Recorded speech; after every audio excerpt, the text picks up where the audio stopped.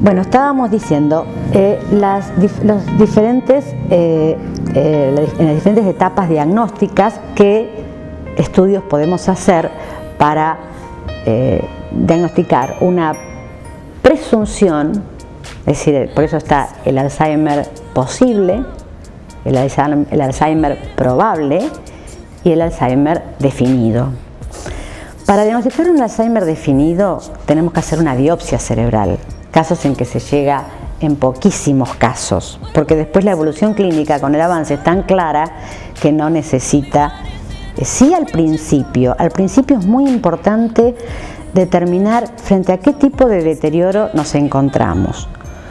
Primero hay que descartar cualquier enfermedad clínica, por ejemplo, el hipotiroidismo es uno de los grandes disfraces de los deterioros cognitivos. Cuando una persona tiene poca hormona tiroidea en su cuerpo, va a tener un enlentecimiento global de todas las actividades, inclusive las intelectuales.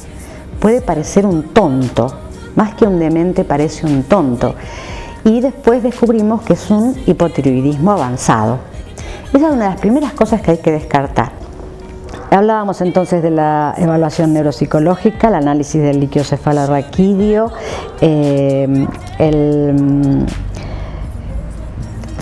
pero fundamentalmente las imágenes, por supuesto, tomografía, resonancia magnética, tomografía por emisión de positrones o de fotón único, que son estudios que ya hace muchos años que están, pero de difícil acceso porque son muy caros y algunas mutuales no los cubren.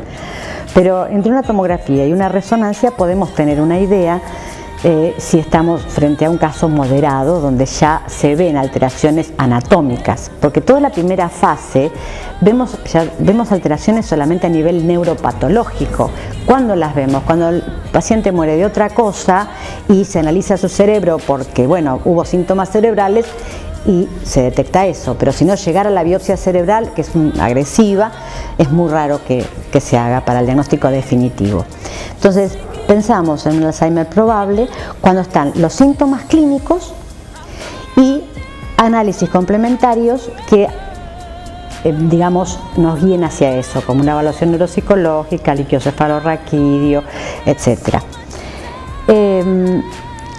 Es importante, decíamos antes, al principio, que mucha gente se asusta ante los primeros síntomas.